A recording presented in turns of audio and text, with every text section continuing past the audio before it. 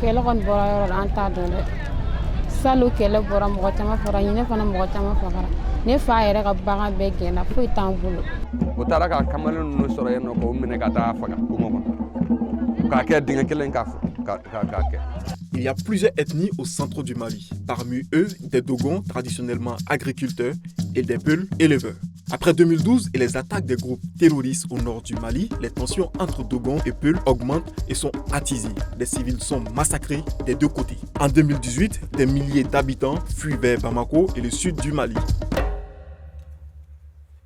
Salut, je suis Mamadou au Mali. Cela fait environ 2 ans que je vivais à l'étranger pour des raisons d'études. Je suis de retour il y a seulement quelques mois. Mais à vrai dire, je ne reconnais plus le Mali. Plus de 500 personnes ont été tuées au centre. Certains parlent de conflits communautaires. Mais comment cela a-t-il pu arriver? Surtout quand on sait que ces populations ont toujours vécu en bonne intelligence. Avec des amis, Peuls, Dogons, Bambara, tout simplement des jeunes Maliens, nous avons essayé de comprendre ce qui se passe. Et je suis sûr que cela vous intéresse. On en parle autour d'un grain, une causerie avec mes amis qui sont tous originaires de la région de Mopti, au centre du Mali.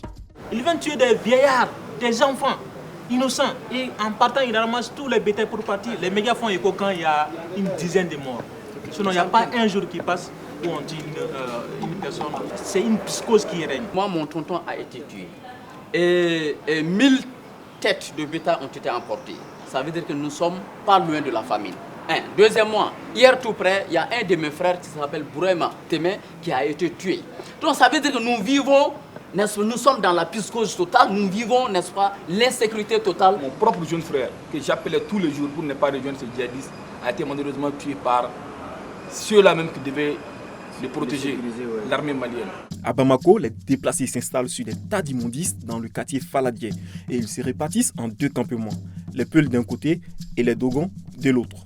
Mɔgɔ nana k'an bugo k'an gɛn k'an ka yɔrɔ jeni k'an ka misi ta ka taa n'a ye an fɛnɛ bolila ka bɔ yen an ka mɔgɔ mun banna o ka ca ni mɔgɔ tan ye. u nana fɔ sen 3 o bɔgɔla an ka mɔgɔ ma o y'an ka balo bɛɛ jeni an ka mɔgɔ an ka dugu jɛrɛfɛ o nana baga wulu ma o y'o ka malo ɲɔ jeni o y'o ka saga kɛ dɔ ye buru mambili bɛ yen dɔ ye buru ɲɔgɔnmɛ bɛ yen dɔ ye buru misi bɛ yen o y'a bɛɛ gɛn.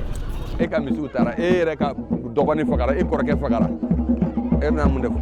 Il y a 3 types de combattants aujourd'hui au centre. Il y a des groupes terroristes, il y a des miliciens ou groupes d'autodéfense, appelez-le comme vous voulez, et il y a des brigands, des grands voleurs, on appelle les terrérés.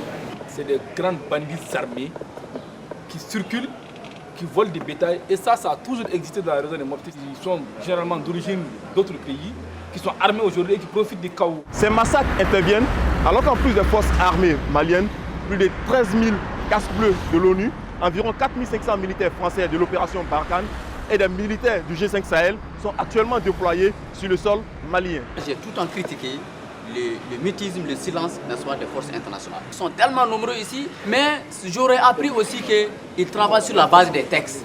Les textes qui ne leur permettent pas, n'est-ce pas, de travailler dans les centres de Mali. Ils se focalisent uniquement au nord. Mais ces derniers temps, ils ont pris une résolution leur permettant d'intervenir rapidement dans le centre. Ça, c'est vraiment, je crois que c'est une bonne nouvelle. Mais on les accuse quand même.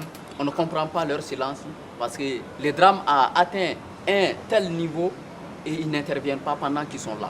Le gros souci pour mes amis en ce moment, c'est l'avènement des groupes d'autodéfense formés par telle ou telle communauté. La création des milices depuis 2016 à nos jours, je vous assure que les choses se sont très compliquées et il n'y aura même pas une porte de sortie sans que ces milices soient démantelées. Tico, il y a une très grande incohérence quand il dit tantôt que ces gens qui se sont regroupés sont des terroristes. Est-ce que les terroristes...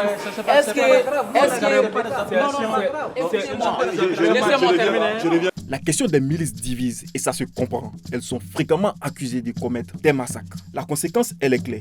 Les habitants sont sur les routes et ne peuvent plus retourner au centre du Mali.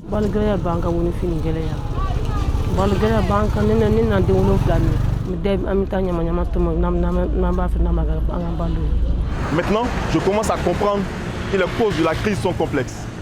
Comment en sommes-nous arrivés à un tel degré de violence? Comment vivaient ces populations avant cette crise? Et comment étaient réglés les conflits avant? la réponse à ces interrogations dans notre prochain épisode. A très bientôt sur le haut-parleur pour la suite de cette série.